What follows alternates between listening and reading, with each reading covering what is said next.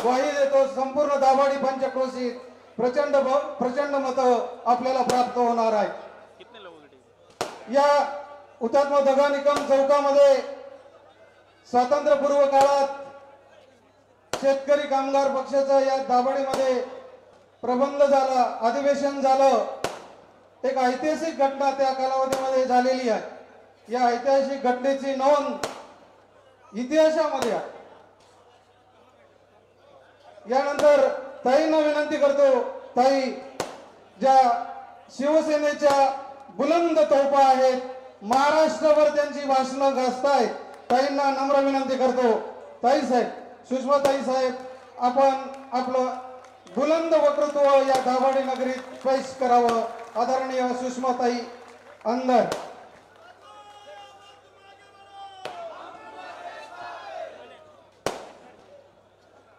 मी बोलण्याच्या आधी आपल्या सगळ्यांच्या सोबत एक व्हिडिओ शेअर करायची इच्छा आहे। झाला असेल तर लावलं दादा, झालं 5 मिनिट।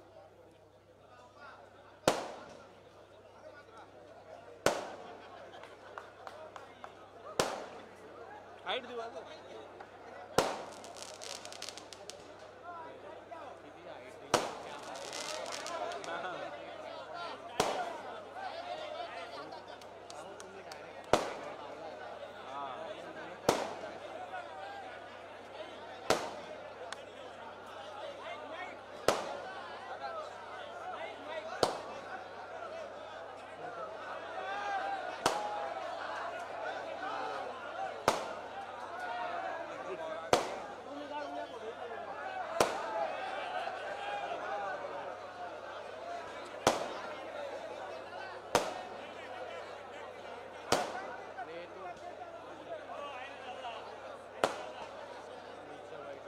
सन्मान विचार मंचाच्या समर्पित आपण सर्व सन्मान परिवर्तनाच्या लढ्यात ज्या ज्या महामानवांनी महानायकांनी योगदान दिलं त्या सर्व महामानवांना महानायकांना विनम्र अभिवादन केलं। शिवसेनेचा हा वटवृक्ष ज्यांनी वाढवला घडवला त्या वंदनीय बाळासाहेबांना अभिवादन करत या प्रचार सभेसाठी उपस्थित असलेले मंचावरील सर्व काँग्रेस, राष्ट्रवादी काँग्रेस शरदचंद्रजी पवार साहेब, शिवसेना उद्धव बाळासाहेब ठाकरे पक्ष, सीपीआय, सीपीएम, शेतकरी कामगार पक्ष, समाजवादी पक्ष, Aam Aadmi Party, Republican Party of India Gavai गट यासोबतच सर्व समविचारी पक्ष संघटना या सगळ्यांचे सन्माननीय पदाधिकारी, मंचावर उपस्थित डॉक्टर अपूर्वजी हिरे, श्री देवरामजी गरुड, सौ अरुणाताई सोनजकर, दशरथजी निकम, काशीनाथजी पवार, पवन ठाकरे, जितू देसले, गजाराम जाधव, संदीपजी पाटील आणि ज्यांच्या प्रचारासाठी म्हणून ही सभा आयोजित केली आहे ते महाविकास आघाडीचे एकमेव अधिकृत उमेदवार तुमच्या सगळ्यांचे लाडके अर्थात आबा अद्वैजी हिरे। हे जरा एकदा आवर्जून सांगितलं पाहिजे बरं का, आपल्याकडे दादा, भाई, भैया, भाऊ असं खूप काही असतं, पण तुम्हाला माहितीये का बापाला काय म्हणतात ते? आबा आबा।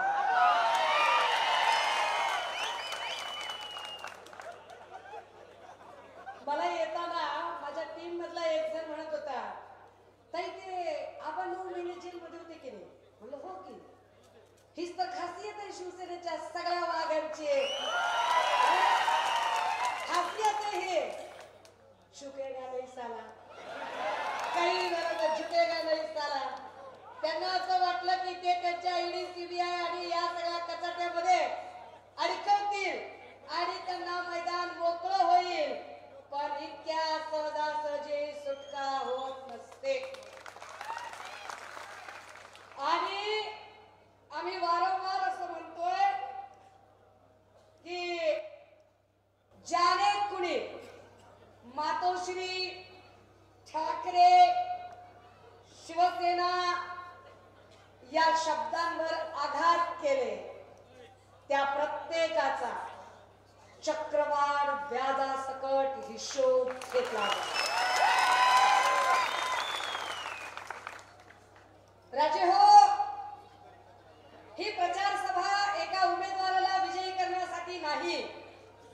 ही प्रचार सभा फक्त एका व्यक्तीचा प्रचार करायचा म्हणून नाही. ही प्रचार सभा राज्यात जी अनागोंदी, दहशत, गुंडागर्दी, असुरक्षितता, महागाई, बेरोजगारी, अनारोग्य वाढलेलं आहे, त्या सगळ्यांचं उत्तर म्हणून महाविकास आघाडी स्थापित करण्यासाठी आणि ज्या ज्या बदमाशांनी वाया सुरत गुवाहाटी करत सन्माननीय पक्षप्रमुखांना वर्षा बंगल्याच्या पायऱ्या उतरायला भाग पाडलं होतं, त्यांना त्याच वर्षावर त्याच्या 10 पट अधिक सन्मानाने स्थापित करण्यासाठी म्हणून झालंय का दादा? ते लाईट मुळे दिसत नसेल, जरा मग लाईट बंद करायला लागेल का? एक व्हिडिओ तुमच्या सगळ्यांना दाखवायचा आहे. इथल्या सगळ्या नंतर बोलूया. हा व्हिडिओ दिसतोय का बघूया, आपण प्रयत्न करूया. बघा, प्ले करून दिसत असेल तर. ही लाईट घालावी लागेल का? काय झालं? डायरेक्ट मोबाईल लावायचं ना. जाऊ दे मोबाईल. एक चांगला व्हिडिओ आपल्या सगळ्यांच्या सोबत मला शेअर करायचा होता, पण हरकत नाही. राजे हो, या सगळ्यांच्या मध्ये का आपल्याला गरज वाटते की आपण इथे परिवर्तनासाठी एकत्र झालं पाहिजे?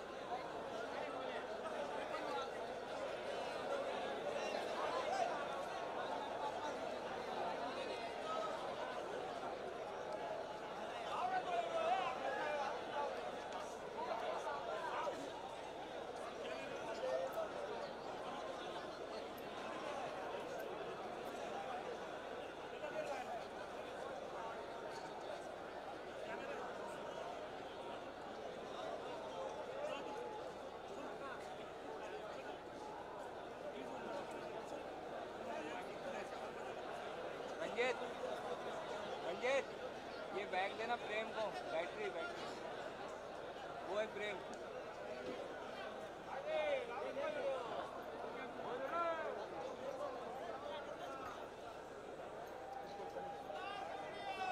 प्रेम का वो है प्रेम का.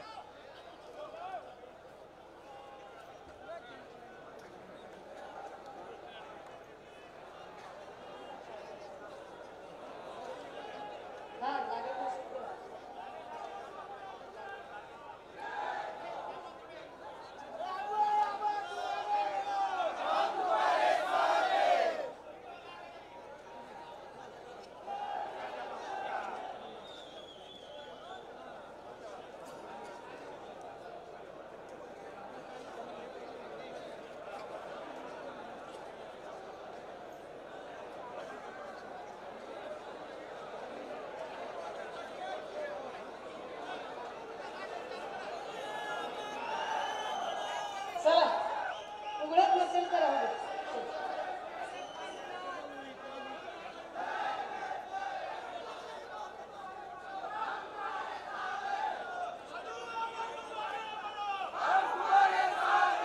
अपेक्षा आहे की ही सगळी सभा मला याची ए दादा अरे कळलं आजवे आम्हाला कळलं की तू आलायस आणि 50 पोरं घेऊन आलायस थांब जरा ते सांगायचं असतं की आबा आलोय बरं का तुमच्यासाठी म्हणून तर कळलं तुझी नोंद घेतली आता थांब जरा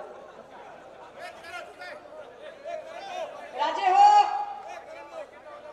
ही निवडणूक ज्या काळात आणि ज्या पद्धतीने होत आहे ही निवडणूक ज्या वातावरणामध्ये पार पडत आहे एकीकडे प्रचंड पैसा ओतणारी माणसं हे होत नसेल तर सोडून दे चल आता दे सोडून विषय लाईट लाव चल सोडून दे विषय सोडून दे होत नाही ते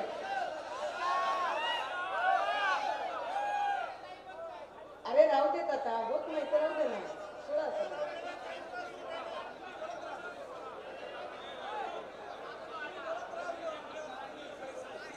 चला लाईट लावा संपला विषय चला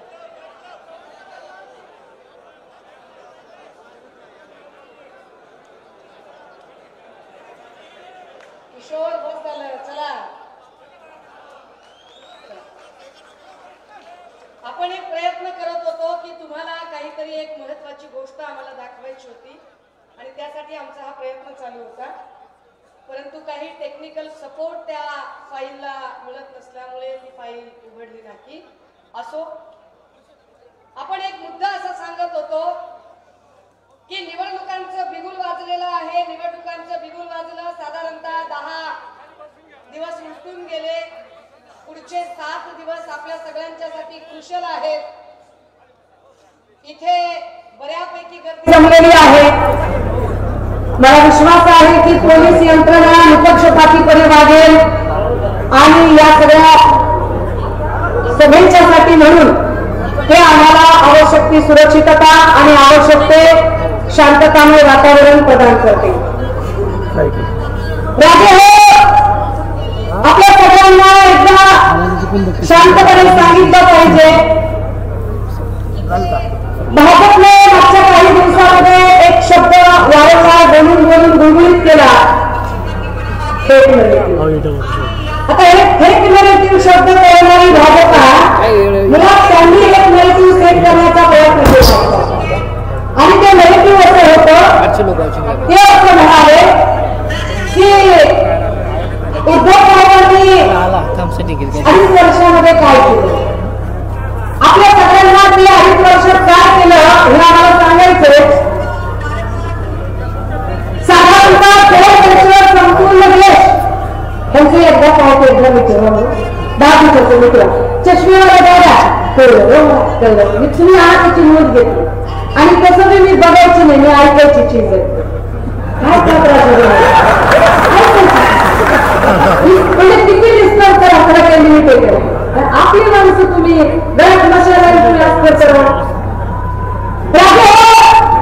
2 वर्ष कोरोनाचा हाहाकार चालू होता माणूस माणसाला ओळखत नव्हता बाप बापाला ओळखत नव्हता इतका कोरोनाचा हाहाकार चालू असताना कुणीही बाहेर येऊ नये अशा पद्धतीच्या वारंवार सूचना सांगितल्या जात होत्या त्या सूचना अजूनही आपल्याला पार झाल्यात अमिताभ बच्चनचा आवाज डायरेक्ट टोन लावण्याबरोबर आपल्या कानात घुमायचा आणि सांगितलं जात होतं की हात धोते रहिए कम से कम 10 सेकंड तक हाथ धोते रहिए मास्क पहनिए दूरी बनाए रखिए जरूरत नहीं है तो घर के बाहर मत निकलिए घर में ही रहिए जनता कर्फ्यू लोकांनी स्वतःहून स्वीकारला आणि लोकांनी तो पाळला असं का केलं कारण ही कोणाची गरज होती माणसांना हे करायचं नाही गर्दी करायची नाही संपर्क करायचं नाही ही गरज होती आणि त्या काळामध्ये शाळा सुद्धा ऑनलाईन झाल्या बिझनेसच्या मीटिंग ऑनलाईन झाल्या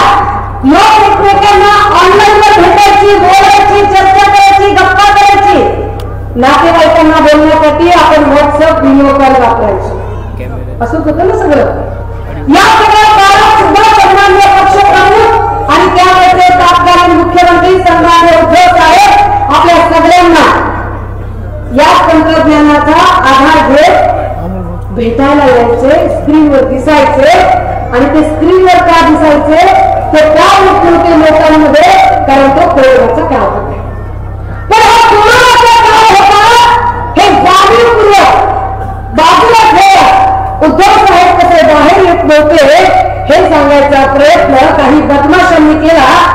त्यातला एक बदमाश याही भागात राहतो.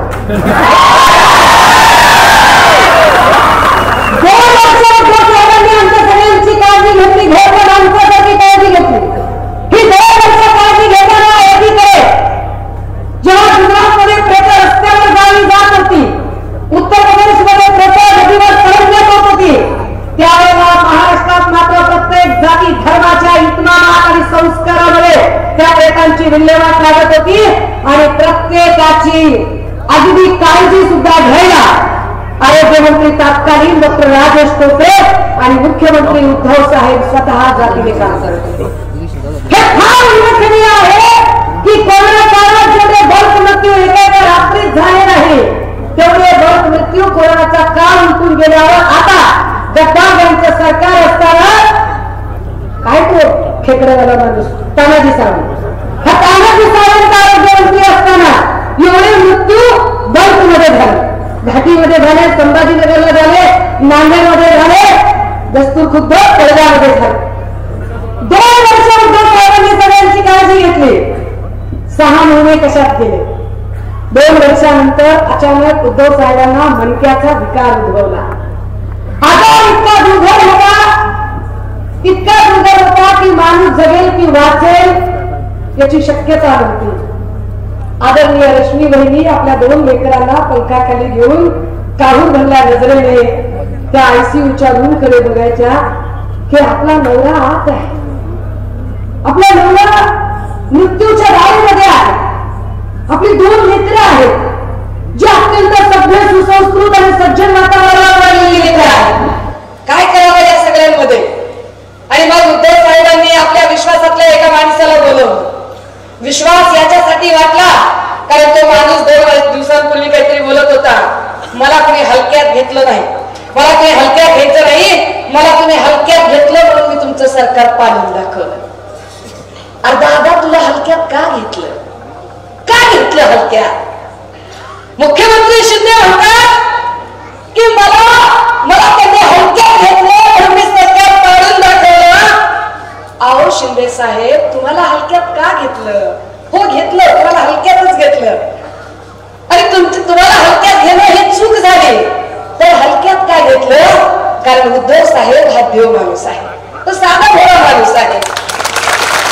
आणि त्या देव माणसाची बायको, आपला देव माणूस, आपला नवरा, आपलं कुंकू, आपलं सौभाग्य, आपल्या 2 लेकरांचा बाप मृत्यूच्या दारीत असताना या राज्याचं, या सत्तापाटाचं, या सिंहासनाचं, या मुख्यमंत्री पदाचं काय आवडून बसणार त्या माऊलीला?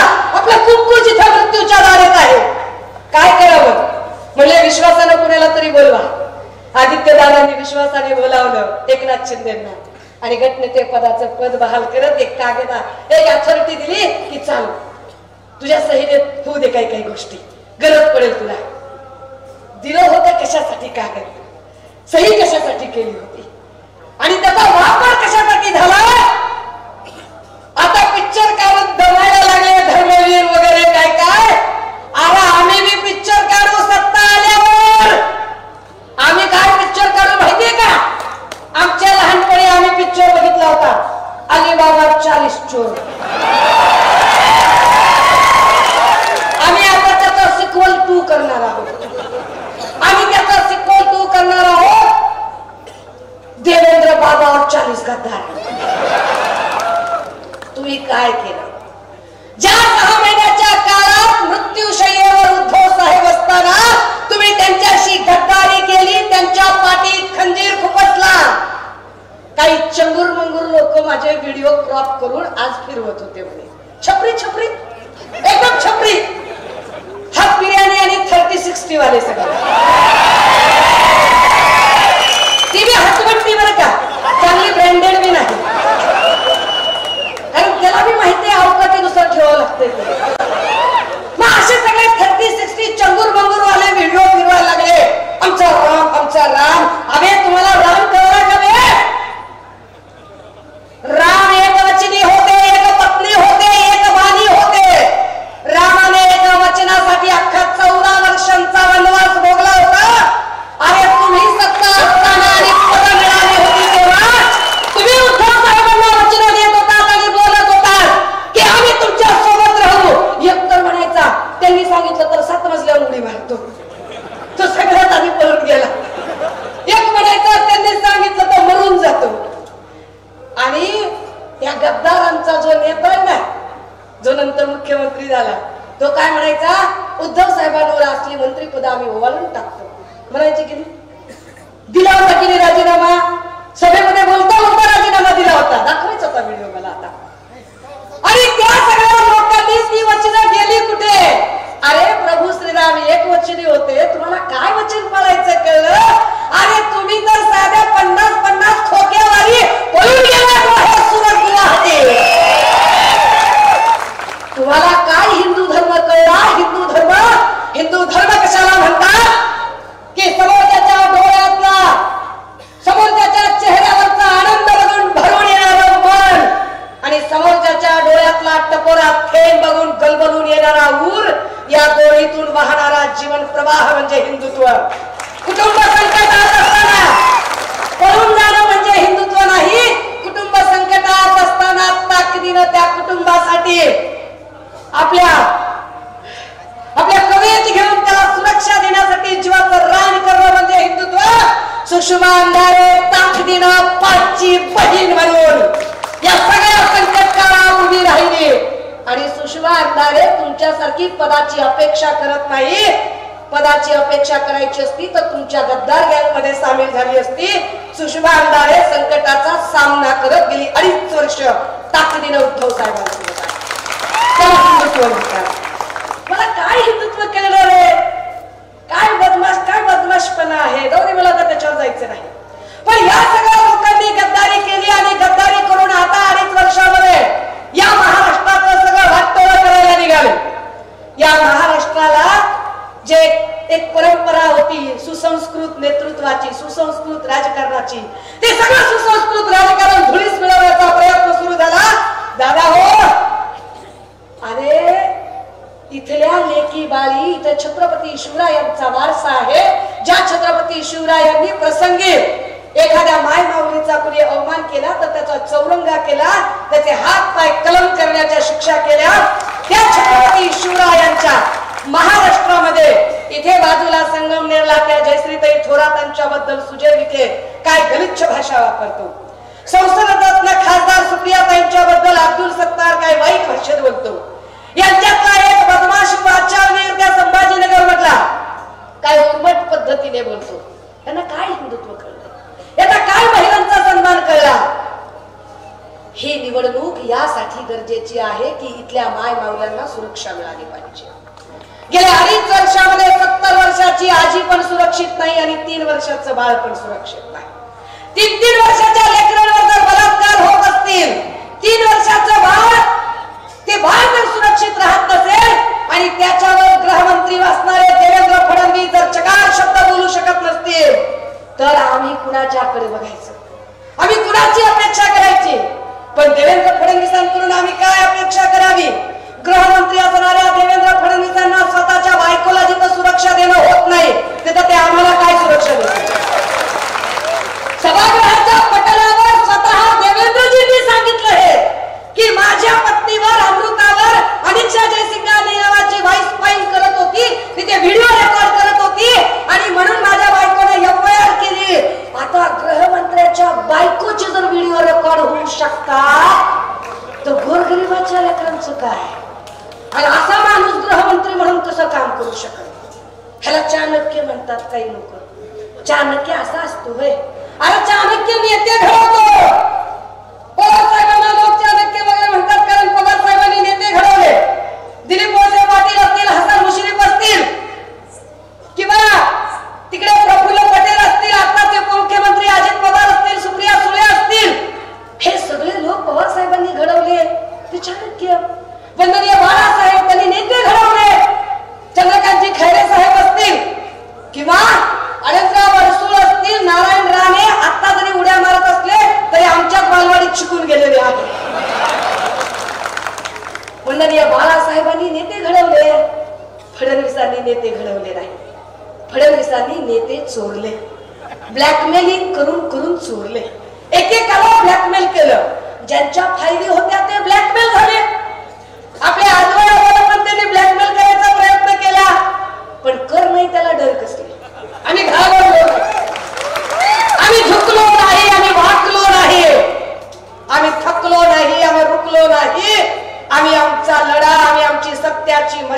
दगड ठेवू, आम्ही तेवढ ठेवू.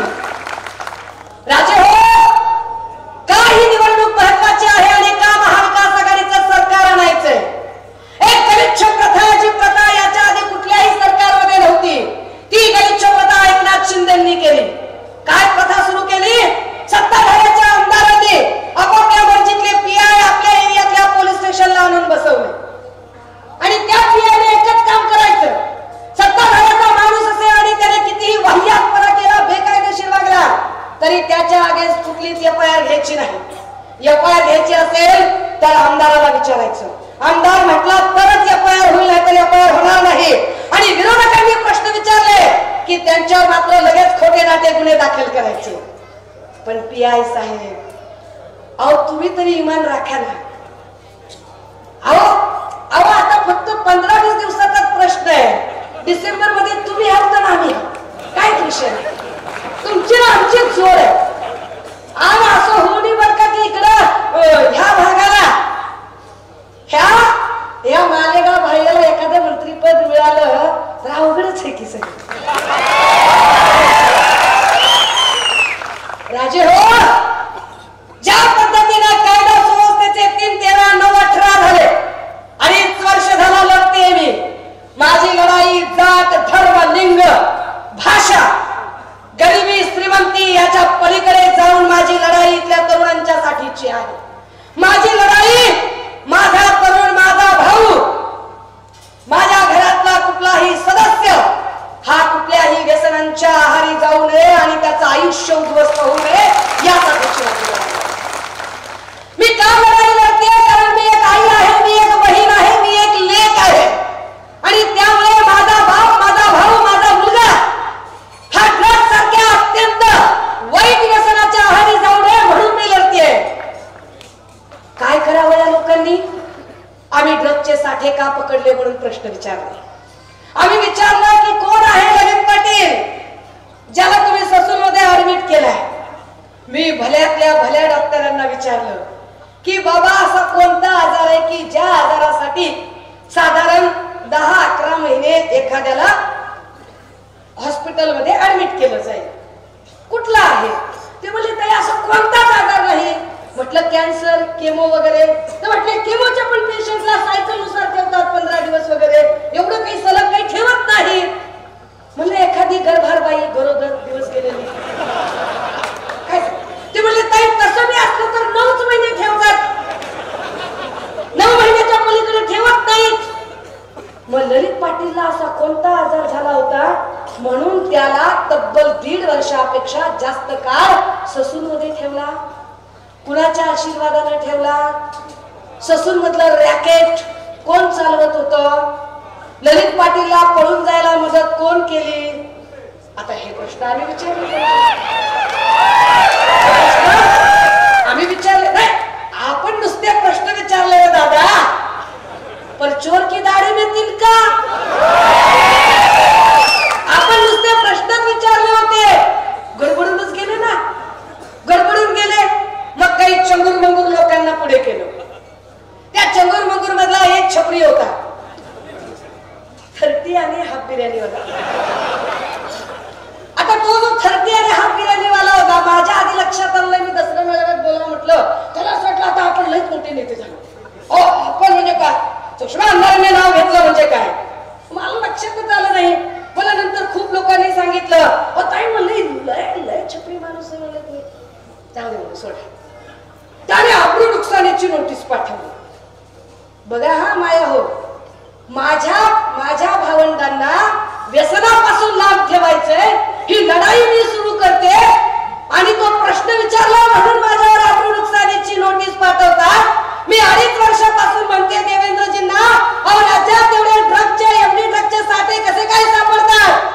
तुमच्या नाकाखाली हे सगळे साठे चालतात, कसं काय हे सगळं घडतं? ते म्हणाले आम्ही नेक्सस बाहेर काढू. 2.5 वर्ष झालं नेक्ससच बाहेर काढला नाही. पण प्रश्न विचारणारा सुषमा अंधारेवर केस करतात, असा कोणता न्याय आहे की विरोधकांनी प्रश्न विचारल्यावर असं कोणत्या काळात, कोणत्या सरकारच्या काळात झालं की विरोधकांचा प्रश्न विचारण्याचा अधिकार हिरावून घेतला आणि विरोधकांनी प्रश्न विचारल्यावर सत्ताधाऱ्यांनी त्यांच्यावर केसेस टाकल्या? पण इथं झालं, मी साधा प्रश्न विचारला की अरे बाबा ललित पाटील त्याचा कारखाना नाशिक मध्ये सापडला, नाशिकचे पालकमंत्री हे भुसे साहेब आहेत, मग पालकमंत्र्याला माहित नव्हतं का? साधा प्रश्न आहे बर का, दो बातें हो सकती है सनम तेरे इकरार की, दो बातें हो सकती है। मी काय प्रश्न विचारलाय? मी प्रश्न असा विचारला की साधं ब्युटी पार्लर जरी उघडायचं असेल तर ब्युटी पार्लर उघडायला सुद्धा परवाना लागतो, शॉप ऍक्ट लागतं, लायसन लागतं, तुमचं शिक्षण पूर्ण झालंय का नाही, काही माल खरेदी करावा लागतो, एखादं शॉप तयार करावं लागतं, गिराईक यावे म्हणून जाहिरात करावी लागते, पिठाची गिरणी जरी टाकली शॉप ऍक्ट लागतं, लायसन लागतं, लाईट बिल भरावं लागतं, असतात की नाही गोष्टी? एवढा मोठा एमडी ट्रकचा कारखाना जर नाशिक मध्ये उभा राहिला तर त्या कारखान्यासाठी आवश्यक असणाऱ्या गोष्टी, त्याचं गोडाऊन, त्याची जागा, तिथलं ट्रान्सपोर्टेशन, एवढ्या सगळ्या गोष्टी पालकमंत्र्यांना माहित नाही असं कसं शक्य आहे? साधा प्रश्न कसं शक्य आहे? पण मी काय म्हणलं, दो बातें हो सकती है सनम तेरे इकरार की, सनम तेरे इनकार की असं मी गृहीत धरते की चला तुम्हाला पहिल्या प्रश्नाचं उत्तर की तुम्हाला माहितीच नाही बाबा. जर तुम्हाला माहित नाही एवढी मोठी गोष्ट तुमच्या एरियात घडत होती तर तुम्ही कसले पालकमंत्री? तुम्ही काय कॉप्या करून पास झालेले आहात काय? मंत्री म्हणून जर तुम्हाला कारभार बघता येत नसेल, तुम्हाला कळत नसेल की तुमच्या एरियामध्ये एमडी ड्रगचा एवढा मोठा कारखाना चालू आहे, तर तुम्ही करत काय होतात? या मालेगाव शहरात सगळा ड्रग माफियांचा धुमाकूळ कुणाच्या आशीर्वादाने झाला? कोण होता तो पठ्ठ्या? ड्रग माफियाचं ललित पाटीलशी नेमकं नातं काय होतं? साधे साधे प्रश्न होते आपले. मग काहीतरी म्हणले आम्ही विकास पुरुष आहोत, आम्ही फक्त विकास आणि विकास करत असतो. अच्छा, तुम्ही विकास करता का? मग तुम्ही इथंच ही काय सोयगाव दाभाडी शिवरोड जवळचं मोकळं भूखंड, तिथं सगळं ड्रग्ज कुत्ता गोली खाऊन बेशुद्ध अवस्थेत लई पोरं पडलेली असतात. हा एकदम असा व्यसनाधीन सगळा एरिया, त्याच्याकडे तुमचं का लक्ष जात नाही? का ती पोरं सगळी वाया चालली, ती सगळी पिढी उद्ध्वस्त व्हायला लागली? अहो, एखाद्याच्या घरात व्यसनाधीन माणूस असेल तर त्याच्या कुटुंबातल्या बायकांना विचारा किती किती त्रस्त असतात, ती किती परेशान असतात की घरात जर कोणी व्यसनी असेल तर. का त्याच्यावरती काहीच बरं बोललं गेलं नाही? मालेगावातली पोरं गावठी कट्टे वापरायला लागले. गावठी कट्टे. अरे ज्या पोरांच्या हातामध्ये स्पर्धा परीक्षेचं पुस्तक दिसायला हवं, ज्या परीक्षेच्या ज्या वयाच्या पोरांच्या हातामध्ये रोजगार दिसायला हवा, ती पोरं हातात गावठी कट्टे घेतात. हे कुणामुळे? हे वातावरण आलं तरी कुठून? भर रस्त्यात लेकीवाळी सुरक्षित नाही, भर रस्त्यात गुंडागर्दी वाढत जाते, याच्यावर काहीच बोललं जात नाही. बरं, त्याच्यावर आहे सुसंस्कृतपणा काय असतो आणि शूडपणा काय असतो? काय जगात लेकरच जन्मली नाही कुणाची? जगात कुणाचा जन्मच झाला नाही, जगात कुणाचा वाढदिवसच झाला नाही. अरे एवढे पंतप्रधान ज्याच्या 10 पिढ्या राजकारणात होत्या, ती राहुल गांधी बी आपला केक असा साधा कापतोय रे, साधा. ही तलवारीने केक कापणारी माणसं कुठे राहिली बाबा? एकदम तलवारीने. आणि वरून शांतपणे सांगायला लागली, आणि यांनी सज्जनपणाचा आवाज आणायचा, आणि यांनी सांगायचं चांगले डांबरी रस्ते, चांगले ते डांबरी रस्ते उखडायचे आणि पुन्हा त्याच्यावर सिमेंट कॉन्क्रीटचा रोड करायचा म्हणून सांगायचं. का? सिमेंटची फॅक्टरी यांची, एजन्सी यांची, कंत्राटर ह्यांच्याच माणसाला, वाळू यांची, कित्तोर यांचं, कोल्हे यांचा, डंपर यांचा, ट्रॅक्टर यांचं, खोरं यांचं, फावडर यांचा, दलाली यांचीच. अरे खावं पण किती खावं? त्याला मी काय लिमिट? अरे माणसानं खंडीवर खावं पण जरा मांडी आणून खावं. हा किती किती अति कराल म्हणजे किती कराल? राजे हो, अति तिथं माती असते.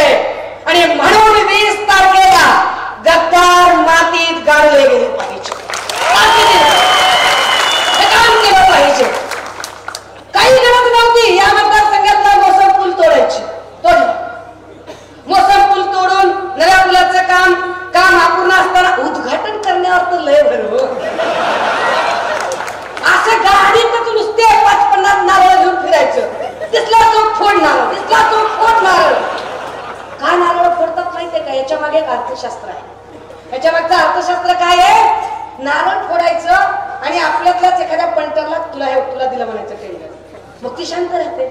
बघ तुला काम दिलंय, हे काम पूर्ण करून तुला बिल घ्यायचं असेल तर पण आता आपल्याला निवडणुकीचं काम करावं लागेल, मग मला निवडून आणावं लागेल. बघ तू तुझे हे 500 मतदार सांभाळ. त्या एका कामासाठी ते करते आपलं त्या 500 लोकांचा खर्च. अर्थशास्त्र आहे त्याच्या पाठीमागे. हे असं अर्थशास्त्र करून करून चालवणारी लोक रातोरात डांबर ओतायचं, रातोरात रस्ता. हे अवघड खेळ. काय म्हणजे काय पद्धतीची माणसं. आपण साध्या साध्या मागण्या केल्या मालेगावसाठी. मी मगाशी गेले. छत्रपती शिवराय म्हणजे आमचा आराध्य दैवत. छत्रपती शिवराय आमच्या धमन्यातून, आमच्या श्वासातून, आमच्या रक्ताच्या थेंबात थेंबातून वाहणारा ऊर्जस्वल इतिहास हा शिवरायांनी लिहिलेला इतिहास आहे. या महाराष्ट्राच्या पठारावर अजूनही महाराजांच्या घोड्यांच्या तापांचा आवाज येतो. ती विनष्टी महाराजांनी आमच्यामध्ये ओतलेली आहे. मगाशीही मी त्या पुतळ्याकडे गेले. महाराजांचा कर्तृत्व किती आणि महाराजांचा पुतळा काय पद्धतीचा. मला वाईट वाटलं की पुतळ्यावरती धूळ आहे. म्हटलं अरे आपण तरी स्वच्छ करावा. बाकीचं कोणाला काही वाटो की न वाटो, आपण आपल्या परीने तरी पुतळा स्वच्छ करावा. काय परिस्थिती. छत्रपती शिवाजी महाराजांचा भव्य पुतळा आणि परिसर सुशोभीकरण करण्याची मागणी केली. त्याच्या पुन्हा करोडोचा भ्रष्टाचार करायचा. ती मनसून चौपाटी, ती गिरनार चौपाटी, त्याच्या निर्मितीसाठी किती खर्च दाखवला? 25 ते 30 कोटीचा खर्च दाखवला. आणि सुशोभीकरण काय केलं? जुने टायर, जुने टायर, कीड लागलेले लाकडं, भुसकट, भुसात सगळा. आणि ते भुसा आणि ते लाकडं आणि ते टायर आणि त्यालाच रंग देऊन आणि त्यालाच टाकाऊतून टिकाऊ काम केलं. 10-15 लाखाचं बिल दाखवलं 25 ते 30 कोटीचं. अव दादा, आम्ही काय धोत्रावर इन करतो का?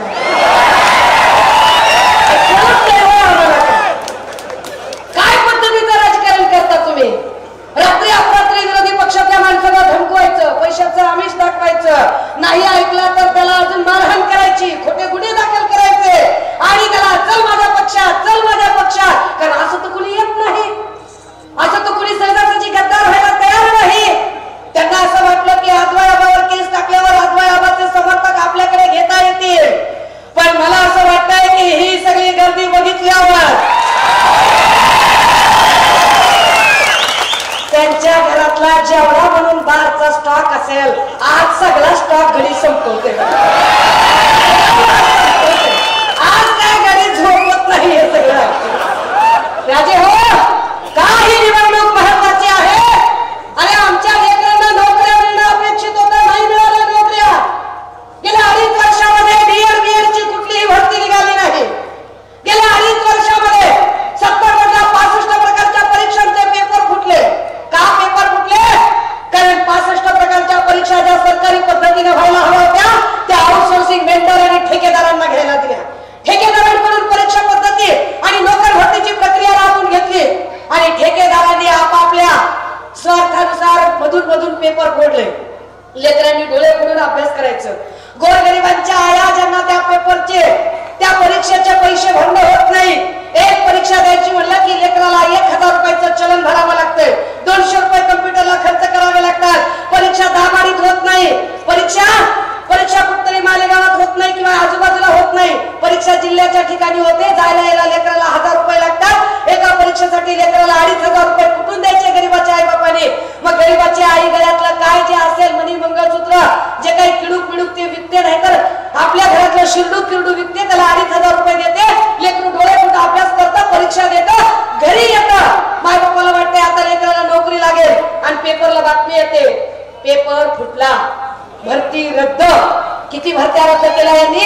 65 प्रकारच्या भरत्या रद्द केल्या. कशा रद्द झाल्या 65 प्रकारच्या भरत्या? आउटसोर्सिंगचा ठेका कुणाला दिला होता? आउटसोर्सिंगचा ठेका दिला होता बीबीजी क्रिस्टल कंपनीला. बीबीजी क्रिस्टल कंपनी कुणाची? प्रसाद लाडची.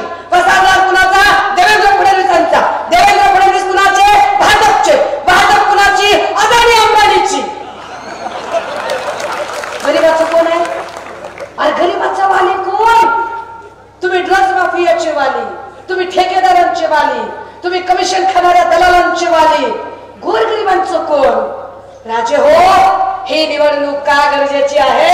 कारण गोरगरिबांचा विचार मांडायचा असेल तर आम्हाला महाराष्ट्राच्या सत्तास्थानी पुन्हा एकदा उद्धव बाळासाहेब ठाकरे आणि उद्धव साहेबांना स्थापित करायचं असेल तर आदवय आबासारखा एक शिलेदार इथून निवडून द्यावा. आदवय आबाची लढाई ही आदवय आबाची लढाई नाहीये, ही एकट्या आदवय हिरींची लढाई नाही. ही लढाई मालेगाव मधल्या प्रत्येक त्या पीडिताची लढाई आहे, जो इथल्या ड्रग माफियांना त्रासलेला, इथल्या वाळू माफियांना त्रासलेला आहे, इथल्या या लोकांच्या सौदेबाजीला, यांच्या गुंडागर्दीला, यांच्या दहशतीला, यांच्या दडपशाहीला जो माणूस त्रासलेला आहे, त्या प्रत्येकाची ही लढाई आहे. म्हणून ही लढाई आपल्याला लढायची. ही लढाई लढताना मध्ये मी नाशिकला आले आणि मी म्हटलं की मला एक नाशिक मधून पत्र आलं बाबा, ते छोटी भाभी, बडी भाभी, कुत्ता गँग, गोली कुत्ता, असं मला त्याच्यात माहिती होती सगळी. मी नुसतं एवढं बोलले बघा. आमच्या गावाकडे एक म्हण आहे, नाक खाजवलं नक्तवर मला. नुसतं आपण नाक खाजवलं तर नक्तवर मला. आम्ही नुसतं बोललो आणि काय लागलं बाबा ह्यांना, असं दना दना दना झोंबलं लगेच. अरे काय झोंबतंय तुम्हाला? बाकी कुणाला झोंबत नाही, तुम्हालाच महाराष्ट्रात का झोंबतं? काय संबंध आहे तुमचा या सगळ्या लोकांशी? तुमच्या केसेसला घाबरत नाही सुषमा अंधारे, तुमच्या कुठल्याही गोष्टींना घाबरत नाही. घाबरणारी असते तरी त्या छातीत ठोक पडे देणाऱ्या छातीने उभारला महाराष्ट्रात पिंजून काढला नसता. आणि ताकदीने सांगते, इलाका तुम्हारा, धमाका हमारा.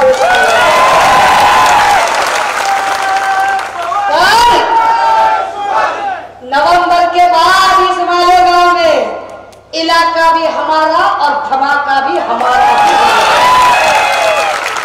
का ही निवडणूक महत्वाची आहे? काय या निवडणुकीसाठी आम्हाला सामोरं जायचंय? माया हो, अय राजे हो, तुम्ही विचार करा. आता त्यांनी एक नाटक सुरू केलं. पहिले त्यांना असं वाटलं की आपण 2-3 महिने 1500 रुपये वाटले तर काहीतरी फरक पडेल, पण त्यांच्या आता लक्षात आलं की 1500चा फरकच पडत नाहीये. मी 15-16 जिल्हे जेव्हा फिरले, मायबापाच्या इमानदारीनं तुम्हाला सांगते, 15-16 जिल्ह्यांमधलं जे वातावरण आहे ते वातावरण कम्प्लिटली महाविकास आघाडीच्या बाजूने आहे. आणि अजूनही शिंदे फडणवीसांना तो निवडणुकीचा सूर सापडलेला नाहीये. आणि मग त्यांच्या लक्षात आलं की आपण एवढं लाडकं म्हणलं तरी आपण काही जनतेचे लाडके होतच नाही. जनतेचे लाडके तर अजूनही उद्धव साहेबच दिसत आहेत. सगळ्या सर्वांमध्ये जनतेचे लाडके कोण, सगळ्यात लोकप्रिय कोण, तर ते उद्धव साहेब दिसत आहेत. मग काय करायचं? मग त्यांनी आता एक नवं नरेटिव्ह सेट करायचा प्रयत्न केला. कटेंगे बटेंगे, जुनी स्टाईल हिंदू मुस्लिम करायची, जुनी स्टाईल मराठा ओबीसी करायची, जुनी style divide and rule policy करायची. फोडा आणि राज्य करा. कारण हे विकासाच्या प्रश्नांवर उत्तर देऊ शकत नाही. महागाईचं काय झालं याच्यावरती हे बोलू शकत नाही. बेरोजगारीचं काय झालं याच्यावर हे बोलू शकत नाही. आणि म्हणून यांनी अशा पद्धतीचे, पण त्याने फरक पडत नाही. लोकांनी त्यांच्या तोंडावर सांगायला सुरुवात केली, ना कटेंगे ना बटेंगे ना हटेंगे, हम डटेंगे, हम लढेंगे और हम जीतेंगे और जीत कर रहेंगे. राजे हो, काय ही निवडणूक गरजेची आहे? ज्या लोकांनी माणसात माणूस ठेवला नाही, जातीत जात ठेवली नाही. कधी काळी इथली मराठा साळी माळी कोळी तेली तांबोळी आतार बागवान सुतार लोहार कुंभार, रावशी बेरड बेस्तर बेलदार, माकडवाले अस्वलवाले चित्रकथी पारदी घिसाडी कैकाडी आराधी भराडी गोंधळी वासुदेव मसनजोगी फासे पारदी पाल पारदी राज पारदी, ही सगळी 12 बलुतेदार 18 अलुतेदार सगळी माणसं गावगाड्यामध्ये गुण्या गोविंदाला राहायची, एकत्र राहायची. त्या गावगाड्यात गुण्या गोविंदाला राहणाऱ्या माणसांमध्ये जातीयतेचं विष पेरलं. ते या शिंदे फडणवीसांनी रंगारंगांचं विष पेरलं. काय म्हणाले फडणवीस? 2-3 दिवसांपूर्वी म्हणाले, ते म्हणतात की राहुल गांधीजींच्या हातात लाल पुस्तक होतं कारण तो अर्बन नक्सलाचा रंग आहे. लाल पुस्तक माहितीये ते लाल पुस्तक कशाचं होतं? हे माझ्याकडे आहे. हे लाल पुस्तक आहे माझ्या हातात. कशाचं पुस्तक आहे हे? पुस्तक आहे या देशामध्ये शिक्षण कसं घ्यावं, घर कसं घ्यावं, जागा कशी घ्यावी, बांधकाम कसं करावं, नोकरी कशी मागावी, प्रमोशन कसं मागावं, अपघाताचा विमा कसा मागावा, शेतीचा सातबारा कसा भरावा, जगावं कसं, मरावं कसं, पुरावं कसं, या प्रत्येक गोष्टीचा कायदा सांगणारं हे पुस्तक म्हणजे भारतीय संविधान. या संविधानाला नक्सली ठरवतात देवेंद्र फडणवीस. या संविधानाला या लाल रंगामुळे, अरे पण रक्ताचा रंग पण लालच असतो ना. आणि ज्या श्री गणेशाचं नाव आपण घेतो आणि सांगतो ओम गम गणपते नमः वक्रतुंड महाकाय सूर्यकोटी समप्रभं निर्विघ्नं कुर्मे देव सर्व कार्येषु सर्वदा, किंवा आपण शीर्षामध्ये सांगताना जे आपण म्हणतो त्वमेव प्रत्यक्षं तत्त्वमसि त्वमेव केवलं कर्तासि त्वमेव केवलं हर्तासि त्वमेव केवलं कर्तासि त्वं साक्षात् आत्मासि नित्यं, हे जे म्हटलं ना त्यांना, अबे तुमच्यापेक्षा ना लय कडवा हिंदुत्वावर माझ्यात भरलेला आहे. तुम्ही काय सांगता, पण आम्हाला तुमच्यासारखं नाटक करायची गरज पडत नाही. बाटगा अधिक कडवा असतो, ओरिजिनलला सांगायची गरज पडत नाही. ओरिजिनल असतात. अरे राजे हो, आमच्याकडे गणपतीतलं चांगलं गाणं आहे. कसा गणपतीचा गोंडा बघा, चौरंगी लालबा वटाग ग, चौरंगी लालबा वटाग. आता गणपतीचा गोंडा चौरंगी लालबा होता म्हटलं काय, तुम्ही त्याला नक्सली म्हणाल? मग तुम्ही गणपतीच्या त्या गाण्याला नक्षलवादाचं गाणं म्हणाल? देवेंद्र फडणवीसजी, या पुस्तकाला नक्सली ठरवत, हे पुस्तक हातात ज्याच्या आहे त्याला नक्सली ठरवत. तुम्ही या नुसत्या संविधानाचा अपमान केला नाही तर हे संविधान लिहिणाऱ्या विश्वरत्न डॉक्टर बाबासाहेब आंबेडकरांचा सरकार गरजेचं आहे. कारण या लोकांनी महापुरुषांचा अपमान केला.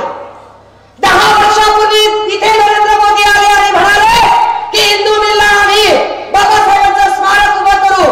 कुदाळ मारून गेले, 10 वर्षात एक वीट उभी केली नाही. अरबी समुद्रात आम्ही छत्रपती शिवरायांचं स्मारक उभं करू. छत्रपती शिवरायांचं स्मारक गायब आहे. कोकणामध्ये छत्रपती शिवरायांचा पुतळा पडला. आणि काय सांगतात शिंदे साहेब? एकनाथ शिंदे म्हणाले ताशी 45 किलोमीटर वेगानं वारं वाहत होतं. आधी माहित नव्हतं का तुला? माहित नव्हतं की समुद्रकिनारी वाऱ्याचा वेग किती असतो? बरं, ताशी 45 किलोमीटर वेगानं वारं वाहतंय म्हटल्यावर त्या किनाऱ्यावर एवढी मोठी नारळाची झाडं आहेत, झाडं पडायला पाहिजेत ना. अहो झाडं सोडा, झाडावरचं एक नारळ पडलं नाही झालं. पण छत्रपती शिवरायांचा पुतळा कसा काय पडतो? तो नुसता पुतळा पडत नाही तर छत्रपती शिवरायांचा पुतळ्याचं पडणं म्हणजे तुम्ही आमच्या महाराष्ट्राच्या अस्मिता पायदळी तुडवणं आहे. तुम्ही आमची अस्मिता पायदळी तुडवणं. छत्रपती शिवरायांच्या पायाशी जाऊन एकनाथ शिंदेनी खोटी शपथ घेतली. तुम्हाला वाटत असेल की ताई तुम्ही दादा भुसेवर का बोलत नाही, शंभूवर बोलत नाही. आपला स्टाईल आहे, आपला स्टाईल आहे. प्याद्यांना आपण धरतच नाही, आपण वजीर धरतो. कारण ज्याने गद्दारी करायला या सगळ्यांना भाग पाडलं आणि जे ईडीच्या भीतीनं गेले, मला सांगा माझ्यावर का बरं नाही पडत ईडीची धाडे? हायची नाही ना कुछ अपने पास. अपने पास क्या है? आमच्या सारख्या प्रामाणिक लोकांकडे जपायला, खानदानी लोकांकडे जपायला दोनच गोष्टी असतात. एक आमचे इमान आणि दुसरी आमची आबरू. आम्ही आमची आबरू जीवापाड जपतो, आम्ही आमचं इमान जीवापाड जपतो. पण इमान विकून खाल्लेली माणसं, जी माणसं सातत्यानं, म्हणजे दादा भुसेच्या बद्दल एक किस्सा तर आदित्य दादा सांगतात की अक्षरशः बोलताना असं पोटातलं पाणी ढळू दिलं नाही पठ्ठ्याने आणि तिकडे जाऊन लगेच गद्दारी करून घेतात. बरं काय असा झेंडा लावला बरं? तुमच्याचकडे सगळं तुमच्याकडे. म्हणजे ट्यूबलाईटची एजन्सी तुमच्याचकडे, सिमेंटची एजन्सी तुमच्याचकडे, काय इथं समजा काही एखादं कोको कोला घ्यायचं असेल त्याची एजन्सी तुमच्याचकडे, पेप्सीची एजन्सी तुमच्याकडे, फ्रीजची एजन्सी तुमच्याकडे, काय चुना पुढील गायछापची एजन्सी बी ह्यांच्याचकडे. दुसऱ्याने काही खायचंच नाही, दुसऱ्याने काही जगायचंच नाही, सब माल अंदर कार्यक्रम. छत्रपती शिवरायांचा अपमानाचा जर बदला घ्यायचा असेल तर दादा हो किती नंबरला 2 नंबरच्या धंदे करणाऱ्या लोकांना धडा शिकवायचा असेल 1 नंबरचं बटन. आणि हे 1 नंबरचं बटन दाबताना माया हो दादा हो नीट विचार करायचा. त्यांनी आता लय जाहिराती विराती केल्या बरं का. मला सांगा माय बापाच्या इमानदारीनं तुम्ही तुमच्या बहिणीची लग्न लावून दिली, आपापल्या आईपतीप्रमाणे लावून दिली, थाटावाटात लावून दिली, 2 लाख खर्च केला, 5 लाख खर्च केला, 10 लाख खर्च केला. लग्नाच्या मांडवात बहिणीला तुम्ही जेव्हा काय कुकर दिला, मिक्सर दिला, फ्रीज दिलं, टीव्ही दिलं, सोफा दिला, खुर्ची दिली, त्याच्यासोबत बॅनर लावला का? लाडक्या बहिणीच्या लग्नात 5 लाख खर्च केले, लाडक्या बहिणीच्या लग्नाला 10 लाख रुपये केला का बॅनर? नाही. कधीतरी तुमचा भाऊ तुम्हाला भेटायला आला नाही आणि भाऊ भेटायला आला आणि भावानं कुरवडी आणली, पापडी आणली, लोणचं आणलं आहे की नाही. कधी कधी दाणा आणला, काय ज्वारी आणली, बाजरी आणली. असेच तुम्ही बोलला असाल दाजीची लय गळगळ चालली रे आणि पोराची बी बघ ट्युशनची फीस भरायची. दादाने इकडे तिकडे बघत असेच 5-10 हजार रुपये तुमच्या हातात घातले. दादाने जाऊन बस स्टँडला बॅनर लावला का लावला नाही? तो खरा दादा आहे आपला, तो आपला खरा भाऊ आहे. त्याला बहिणीच्या नात्याचा मान कळतो, त्याला बहिणीच्या नात्याचा सन्मान कळतो. ह्यांना बहिणीचं नातं बितं काही कळत नाही, यांना फक्त मतांची वोटबँक कळते आणि म्हणून हे ऍडव्हर्टाईज करतात, प्रत्येक गोष्टी जाहिरात करतात. अरे पण जाहिरात कुणाची असते आम्ही वारंवार म्हणतोय, आम्ही वारंवार सांगतोय की तुम्ही टीव्ही बघता, नेटफ्लिक्स बघता, अमेझॉन बघता, काय वाटतं ते मोबाईल स्क्रोल करता, लय जाहिराती बघता. आणि जाहिरात पुस्तकाची येते का?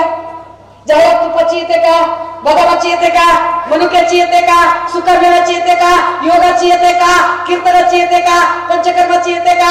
वेदकर्माची येते का? नाही. जाहिरात कशाची येते? जंगली रवी पे आओ ना महाराज. जाहिरात कशाची येते? खूप जुने गाणं जंगल बैठेंगे 3 यार हाथ में और बैक पैक सोडा. जाहिरात कशाची येते? बोलो जुबा. जाहिरात वाईट गोष्टींची असते, जाहिरात वाईट गोष्टींची असते. शिंदे फडणवीस वाईट विचारांचे आहेत म्हणून त्यांना जाहिरात करावी लागते. आजवळ आबांना म्हटलं वातावरण कसं आहे, ते म्हटलं वातावरण लय भारी आहे ताई पण पैशाचा पूर आहे. हो इथंच नाही, सगळीकडे पैशाचा पूर आहे. पण या वेळेला महाराष्ट्राच्या जनतेनं ठरवलंय दाबून पैसे घ्यायचे आणि दणकवून मशाल मारायचे. पैसे काय तुमच्या माझे आहेत, पैसे आपल्याच कष्टाचे आहेत. कशाला घाबरायचे आपण पैशाला? आपलेच पैसे आहेत. जायचं ईव्हीएम मशीनला आणि ईव्हीएम मशीनचं बटन दाबताना लक्षात आणायचं डाळीचा भाव किती झालाय, एवढा वाढलाय, दाब मशालीचं बटन. तेल किती ना वाढलंय, दाब मशालीचं बटन. आपल्या सोयाबीनला भाव देत नाही, दाब मशालीचं बटन. आपल्या लेकरांना ड्रगच्या नादाला लावतो, दाब मशालीचं बटन. असं कुरकुरू मशाल चालवायची. आत्या मालेगावात इथून आली, तिकडून आली, तिकडून मी आली ना, मशालच पेटी उघडली की मशालच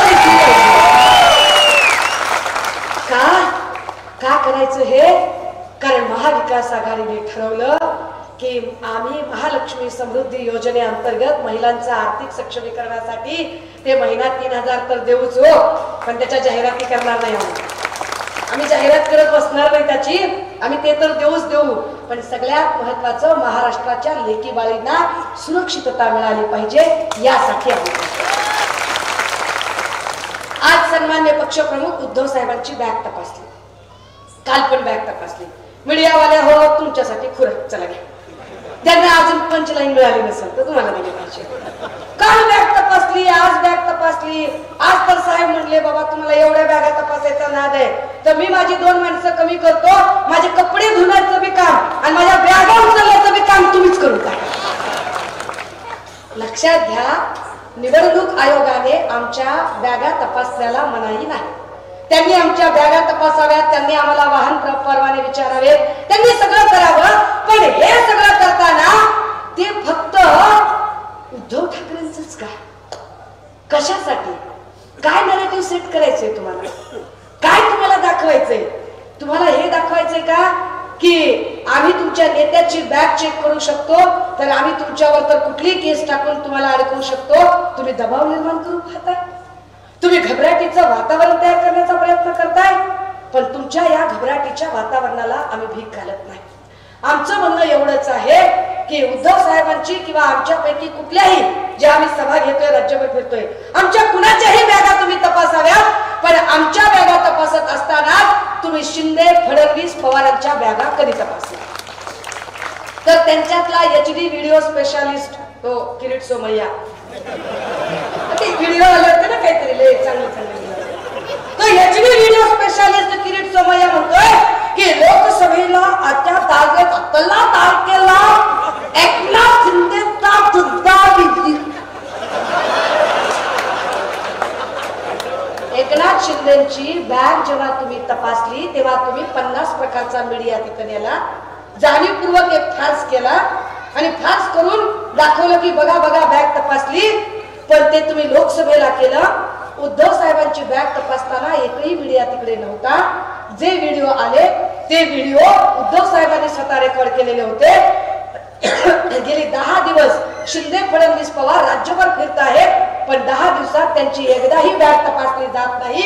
याचा अर्थ मुख्यमंत्री पदावरच्या एका अत्यंत प्रतिष्ठित आणि कोरोना काळात काम केलेल्या जगभरात लोकप्रिय ठरलेल्या व्यक्तीचं ठरवून प्रतिमाहनन करण्याचा हा प्रयत्न भाजपाकडून होत आहे.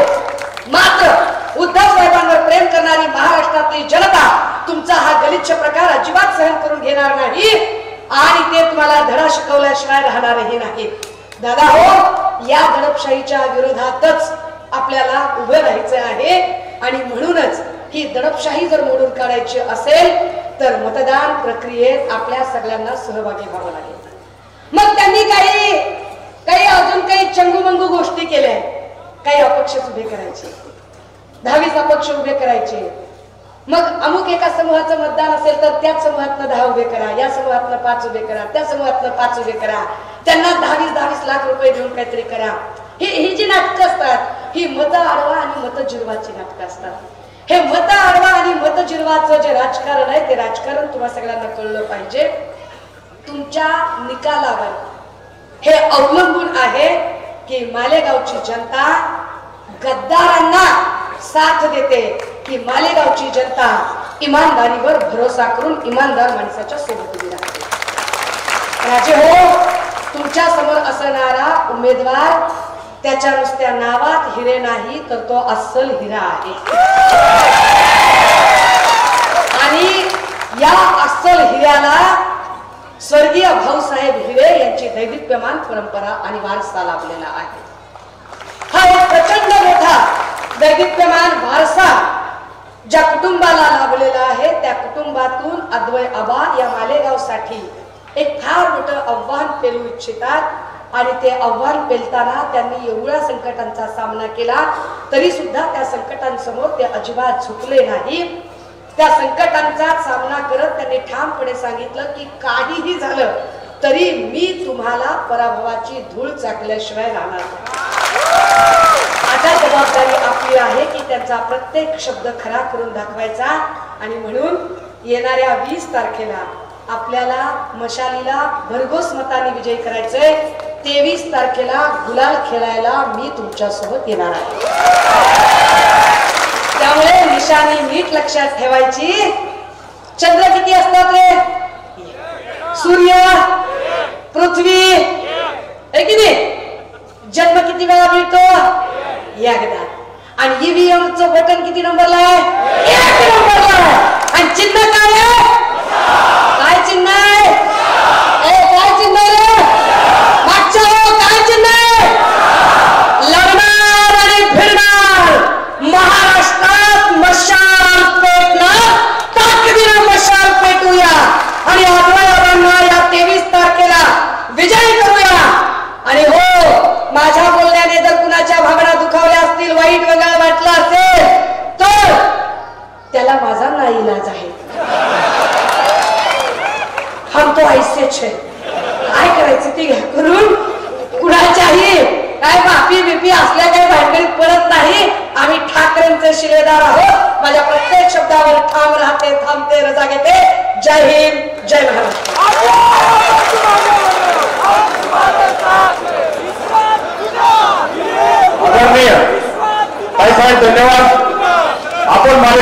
उमेदवाराकडून जी अपेक्षा व्यक्त केली, निश्चित त्याच्या पाठीमागे हा मालेगाव तालुक्यातील प्रत्येक शिवसैनिक आपल्या शब्दाला बांधील राहील.